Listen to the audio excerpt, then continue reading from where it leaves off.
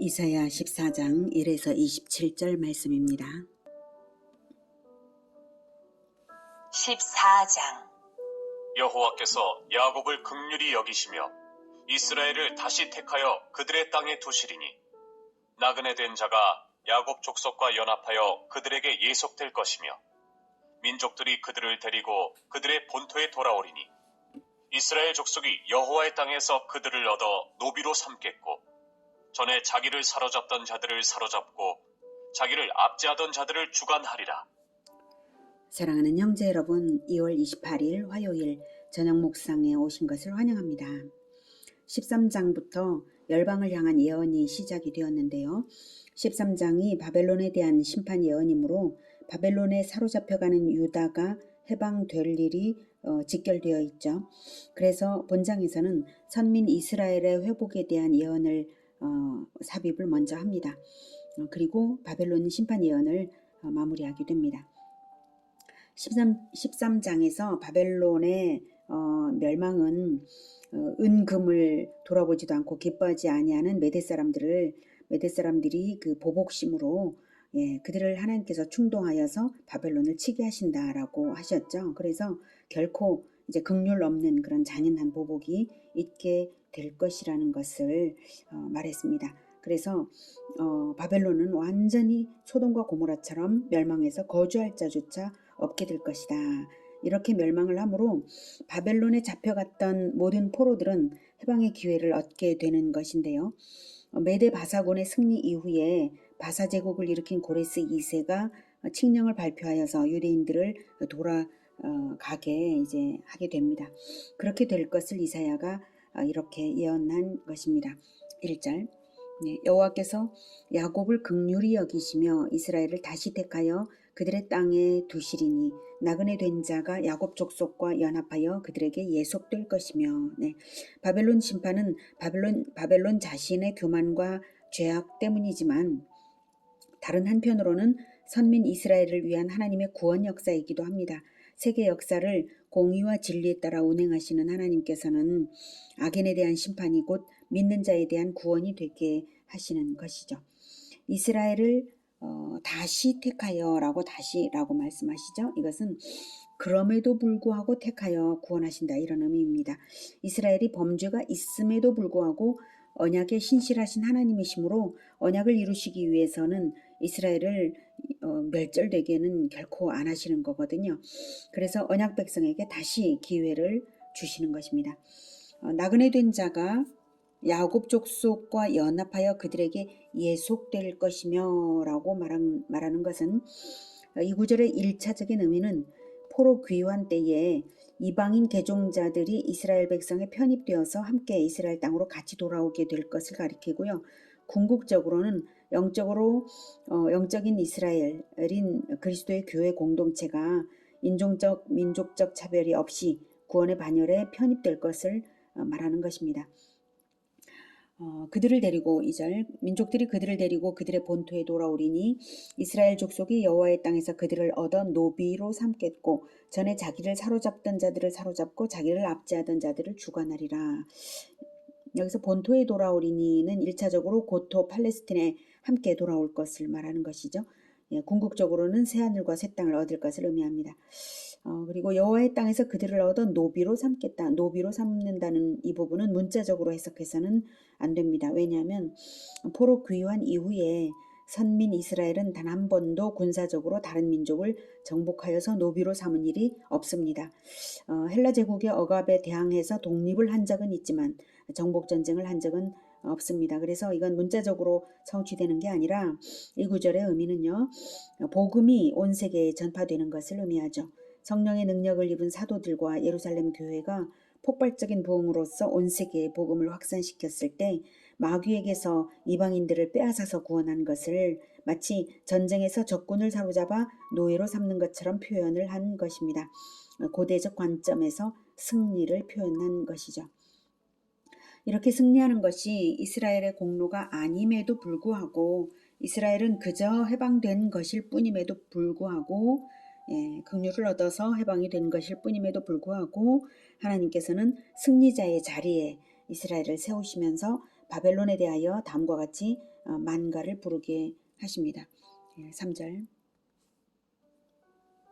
여호와께서 너를 슬픔과 곤고와 및 내가 수고하는 고역에서 놓으시고 안식을 주시는 날에 너는 바벨론 왕에 대하여 이 노래를 지어 이르기를 압제하던 자가 어찌 그리 그쳤으며 강포한 성이 어찌 그리 패하였는고 여호와께서 악인의 몽둥이와 통치자의 귤을 꺾으셨도다. 그들이 분내어 여러 민족을 치되 치기를 맞이 아니하였고 노하여 열방을 억압하여도 그 억압을 막을 자 없었더니 이제는 온 땅이 조용하고 평온하니 무리가 소리 높여 노래하는도다. 향나무와 레바논의 백향목도 너로 말미암아 기뻐하여 이르기를 내가 넘어져 있은즉 올라와서 우리를 베어버릴 자 없다 하는도다. 아래의 스올이 너로 말미암아 소동하여 내가 오는 것을 영접하되 그것이 세상의 모든 영웅을 너로 말미암아 움직이게 하며 열방의 모든 왕을 그들의 왕좌에서 일어서게 하므로 그들은 다 내게 말하여 이르기를 너도 우리같이 연약하게 되었느냐 너도 우리같이 되었느냐 하리로다. 내 영화가 스올에 떨어졌으며 내 비파 소리까지로다. 구더기가 내 아래에 깔리며 지렁이가 너를 덮었도다. 바벨론 멸망이 여호와의 심판임을 또한 바벨론 멸망으로 평화를 얻게 된 온 땅 백성은 물론 바벨론에게 죽음 당하여서 먼저 저승해 간 왕들이 기뻐한다 하고 말하고 있는 내용입니다. 3절에 너 여기서 3절에 너는 선민 이스라엘이었죠. 선민은 해방되는 날에 이렇게 노래하라는 것이죠. 여기에서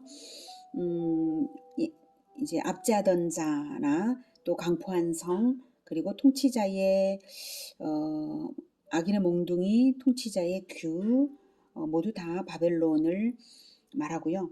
바벨론의 분노가 지나쳐서 중단 없이 폭력을 행사하여도 아무도 못 막았는데 이제 여호와께서 손을 대셔서 드디어 바벨론이 무너지니 온 땅이 조용하고 평온하고 또 온 세계의 무리가 소리 높여서 기뻐서 바벨론의 멸망을 기뻐하면서 노래하고 그리고 8절에 향나무와 레바논의 백향목도 우리를 베어버릴 자 없다 하며 기뻐합니다.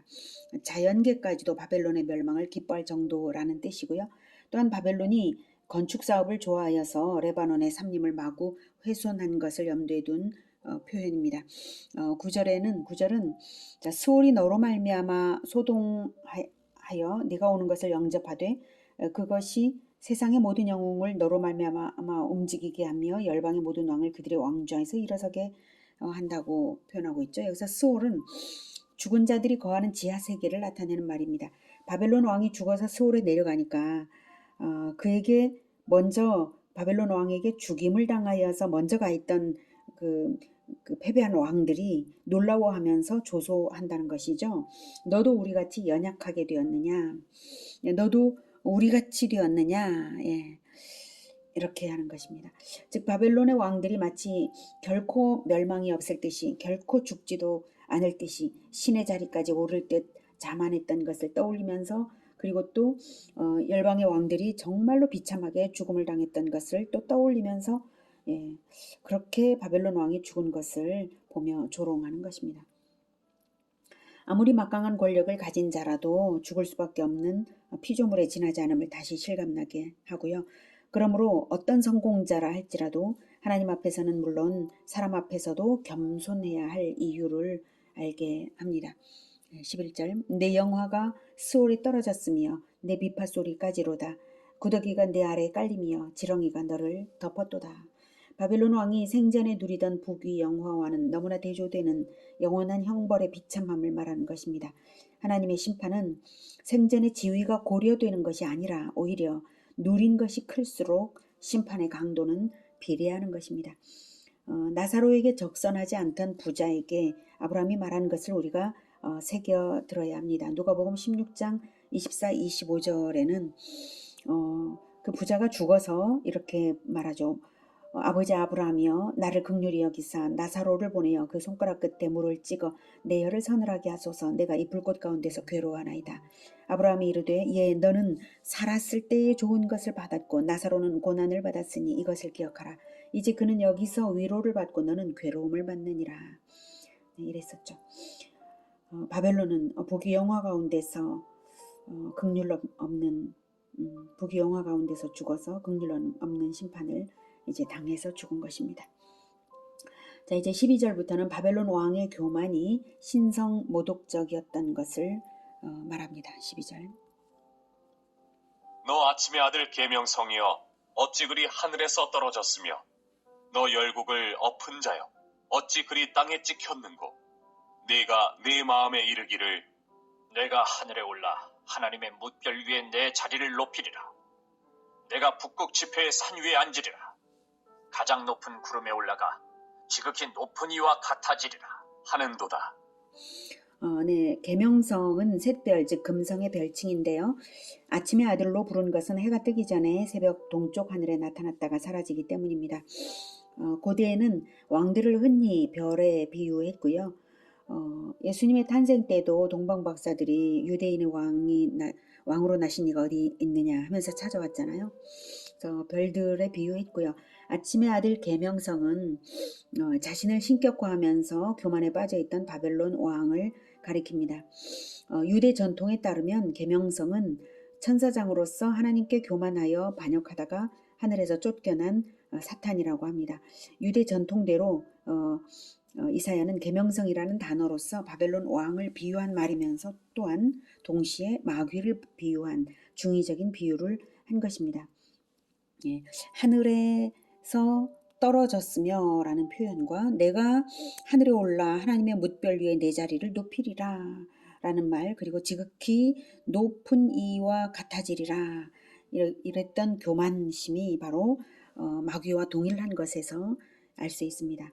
중의적인 표현입니다. 원래 예언의 복합성이 그 성취 시대가 중복적인 점뿐만 아니라 예언 자체가 가리키는 바가 복합성을 가집니다. 성경에서 사탄의 타락에 대한 표현들을 더 찾아보면 더 확실하게 확신을 가질 수가 있을 것입니다. 에스겔 제가 그 부분만 좀 읽어드리겠습니다. 에스겔 28장 11에서 19절에 보면 두로 왕에 대하여 이제 말한 것인데도 여기에서 뭐라고 표현하냐면 에스겔 28장 13절에 네가 옛적에 하나님의 동산 에덴에 있어서 각종 보석 곧 홍보석과 황보석과 금강석과 황옥과 홍마노와 창옥과 청보석과 남보석과 홍옥과 황금으로 단장하였으며 네가 지음을 받던 날에 너를 위하여 소고와 비파가 준비되었도다. 너는 기름 부음을 받고 지키는 그룹이며 내가 너를 세우매 네가 하나님의 성산에 있어서 불타는 돌들 사이에 왕래하였도다. 내가 지음을 받던 날로부터 내 모든 길에 완전하더니 마침내 내게서 불의가 드러났도다. 내 무역이 많음으로 내 가운데에 강포가 가득하여 내가 범죄하였도다. 너 지키는 그룹아, 그러므로 내가 너를 더럽게 여겨 하나님의 산에서 쫓아냈고 불타는 돌들 사이에서 멸하였도다. 내가 아름다움으로 마음이 교만하였으면 내가 영화로움으로 내 지혜를 더럽혔으며 내가 너를 땅에 던져 왕들 앞에 두어 그들의 구경거리가 되게 하였도다. 자, 이렇게 두로 왕에 대한 비유 겸 또 사탄에 대한 비유로서 중의적인 표현으로 에스겔 28장에도 이렇게 이제 나와 있죠. 그와 똑같이 지금 이사야도 바벨론 왕에 대한 선포 겸 또 사탄에 대한 그러한 예언으로서 말하고 있는 것입니다. 누가복음 10장 17에서 20절에서는 예수님께서 이렇게 말씀을 하셨죠. 70인이 전도자 70인입니다. 전도자 70인이 기뻐하며 돌아와 이르되 주여 주의 이름이면 귀신들도 우리에게 항복하더이다. 예수께서 이르시되 사탄이 하늘로부터 번개같이 떨어지는 것을 내가 보았노라. 내가 너희에게 뱀과 전갈을 밟으며 원수의 모든 능력을 제어할 권능을 주었으니 너희를 해칠 자가 결코 없으리라. 그러나 귀신들이 너희에게 항복하는 것으로 기뻐하지 말고 너희 이름이 하늘에 기록된 것으로 기뻐하라 하시니라. 이렇게 표현을 하셨죠. 그래서 전도자가 전도할 때 바로 마귀가 하늘에서 떨어지는 그러한 권세가 바로 전도를 통해서 실현이 되는 것을 예수님께서는 말씀을 하셨습니다. 아무튼 이렇게 하늘에서 떨어졌다라고 하는 이 표현들이 바로 마귀에 대한 표현이고 또한 가장 교만한 왕들에 대한 표현으로 중의적으로 표현되었다라고 하는 것을 제가 말하고 있는 부분이고요.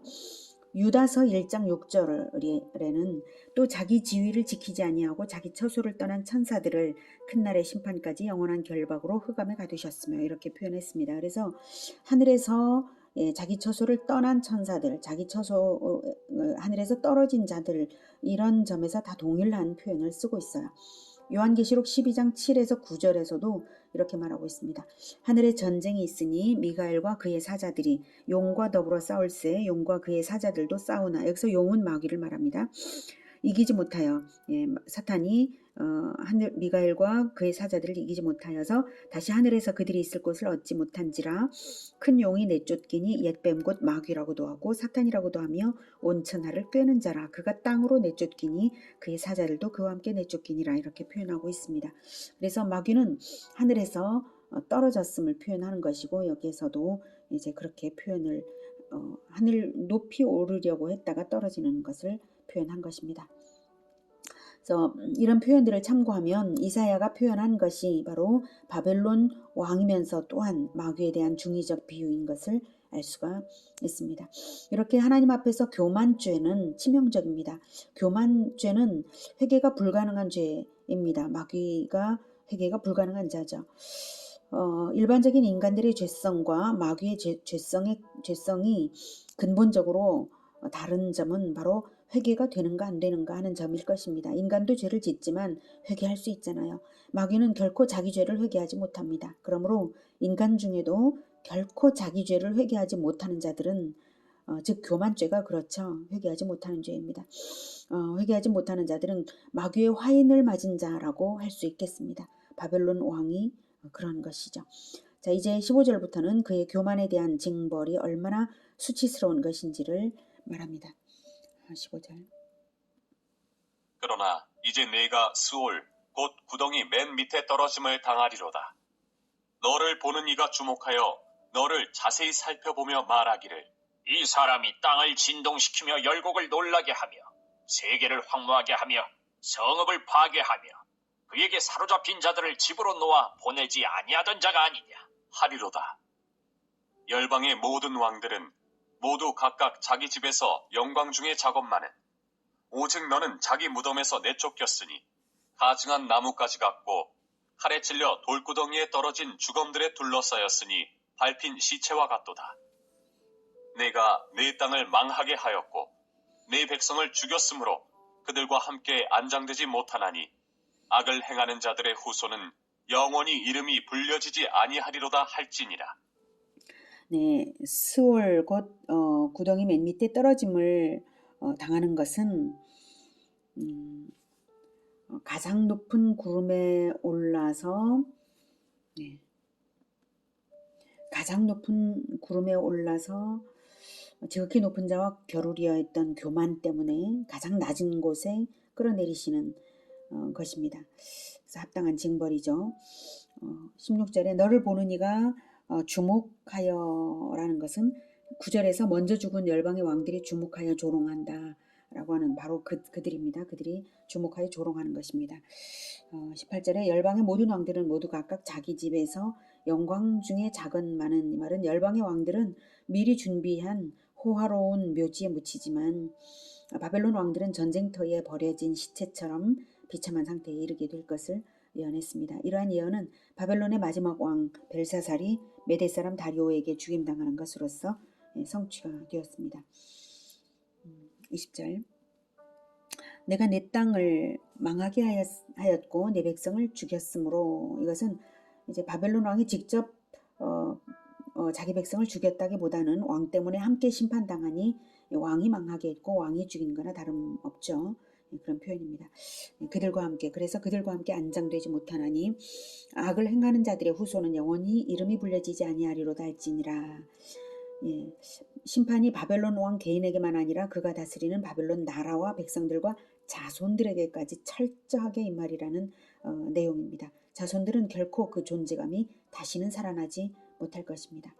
그래서 21절부터는 바벨론 왕조의 후손들에 대한 처분을 어떻게 할지를 하나님께서 명령하시는 내용입니다. 너희는 그들의 조상들의 죄악으로 말미암아 그의 자손 도륙하기를 준비하여 그들이 일어나 땅을 차지하여 성읍들로 세상을 가득하게 하지 못하게 하라. 만군의 여호와께서 말씀하시되 내가 일어나 그들을 쳐서 이름과 남은 자와 아들과 후손을 바벨론에서 끊으리라. 나 여호와의 말이니라. 내가 또 그것이 고슴도치의 구렬과 물 웅덩이가 되게 하고 또 멸망의 빗자루로 청소하리라. 나 만군의 여호와의 말이니라 하시니라. 심판의 대행자인 메대 바사곤에게 명하시는 것이라고 볼 수 있죠. 바벨론의 왕손들이 더 이상 나라를 일으키지 못하게 철두철미하게 토벌하라 라고 하시는 것입니다. 한편 여기서 악인들의 자손들이 그 아비의 죄악으로 인해서 심판받지 않는다라고 성경에는 말씀하셨는데, 예, 그런 원리와는 모순되게 들리는 부분이죠. 하지만 그 말씀은 회개하는 자손들에 대한 말씀이고요. 본절은 아무런 죄도 없는 자손을 도륙하라는 뜻이 아닙니다.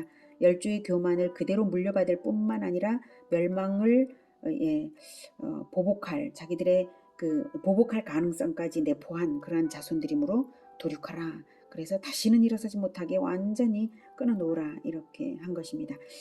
자신은 물론 자손에게 경건한 백성이 되도록 자손에게 진리를 가르쳐야 함을 다시 한번 느끼게 합니다. 이렇게 바벨론 심판을 예언하였고요. 24절부터는 아수르에 대한 예언입니다. 24절. 만군의 여호와께서 맹세하여 이르시되 내가 생각한 것이 반드시 되며 내가 경영한 것을 반드시 이루리라. 내가 아수르를 나의 땅에서 파하며 나의 산에서 그것을 짓밟으리니 그때에 그의 멍에가 이스라엘에게서 떠나고 그의 짐이 그들의 어깨에서 벗어질 것이라. 이것이 온 세계를 향하여 정한 경영이며 이것이 열방을 향하여 편 손이라 하셨나니 만군의 여호와께서 경영하셨은즉 누가 능히 그것을 패하며 그의 손을 펴셨은즉 누가 능히 그것을 돌이키랴. 예, 아수르의 죄와 멸망에 대해서 지금 말하고 있는데 이것은 이미 이사야 10장 5절에서 19절에서 이미 예언을 이제 했고요. 그 예언의 성취는 이사야 37장 21에서 38절에서 기록이 또 나옵니다. 그리고 열왕기에도 이제 나오고요. 자, 여기서는 다만 아수르의 멸망이 온 세계를 향하여 정하신 하나님의 경영이다라는 것과 이 경영이 반드시 성취될 것이라는 사실만을 강조하고 있습니다. 이 예언을 할 당시 아수르는 그런데 북이스라엘을 멸망시키려고 하면서 그 세력이 절정에 달한 때였어요. 그래서 유다 왕 아하스는 친아수르 정책을 펴고 있었습니다. 이런 상황에서 이사야가 정말 담대하게 아수르 멸망이 바로 하나님의 경영이라고 선포하고 있는 것입니다. 25절 내가 아수르를 나의 땅에서 파하며 나의 산에서 그것을 짓밟으리니 그때에 그의 멍에가 이스라엘에게서 떠나고 그의 짐이 그들의 어깨에서 벗어질 것이라. 그래서 그의 멍에 즉 아수르가 남유다에게 지운 멍에가 떠나고 그의 짐 아수르가 남유다에게 지운 짐이 남유다의 어깨에서 벗어질 것이라고 소망을 주고 있는데 바로 나의 땅에서 나의 산에서 그것을 행하겠다라고 하셨어요. 이사야는 아수르의 멸망이 유다에게 구원이 되므로 위험을 무릅쓰고 더욱 힘껏 선포를 했을 것입니다. 그리고 이 예언대로 히스기야 왕 때에 주전 701년 그때 예루살렘에 아수르가 쳐들어왔죠. 그때 아수르 왕 산헤립의 군대 18만 5천 명을 하나님께서 천사를 보내셔서 이적적으로 완전히 멸하심으로써 나의 땅에서 나의 산에서 그렇게 하겠다라고 하신 말씀대로 성취되었습니다. 오늘은 긍휼을 입은 언약 백성의 회복이 있어서 하나님께서 언약의 성취를 위해서 세계를 경영하시는 것을 그렇게 하시는 하나님을 만났습니다. 또한 교만한 바벨론의 멸망을 통해서 회개할 줄 모르는 교만이 마귀의 죄와 동일하고 그 징벌 또한 철두철미한 것을 보았습니다. 역사의 주인이신 하나님께서 세계를 경영하심으로 모든 예언이 반드시 이루어질 것도 다시 확인하였습니다. 우리는 오직 언약을 믿고요. 특별히 예수님께서 심판주로 다시 오실 것, 그때의 모든 심판이 완성되고 구원이 완성이 될 그것을 우리가 믿고요. 우리는 긍휼을 입어서 하나님 편에 서며 긍휼을 입어서 자손대대로 겸손한 백성으로서 살아가야 하겠습니다. 교만을 속히 버리고 구원을 늘 사모하며 주님께 연합하는 우리 모두가 되기를 기원합니다. 기도하겠습니다. 하나님은 역사의 주인이시고 온 세계를 창조하셨고 또한 마침내 끝내실 것입니다. 그리고 새하늘과 새 땅을 우리를 위하여 준비하신다 하셨습니다. 우리는 오직 하나님의 백성으로 그 언약이 성취될 것을 바라보면서 끝까지 우리 주 예수님의 이름으로 살아가겠습니다. 주님, 늘 우리에게 긍휼을 베풀어 주시옵소서. 우리가 교만한 죄를 범하지 않을 수 있도록 주님, 우리의 마음을 늘 우리 주 예수님의 겸손과 같이 겸손할 수 있게 도우시고 우리 자손 대대로 겸손한 백성으로 살아갈 수 있게 주님 도와 주시옵소서. 예수 그리스도 이름으로 기도드립니다. 아멘. 이어지는 시간은 개인 기도 시간입니다.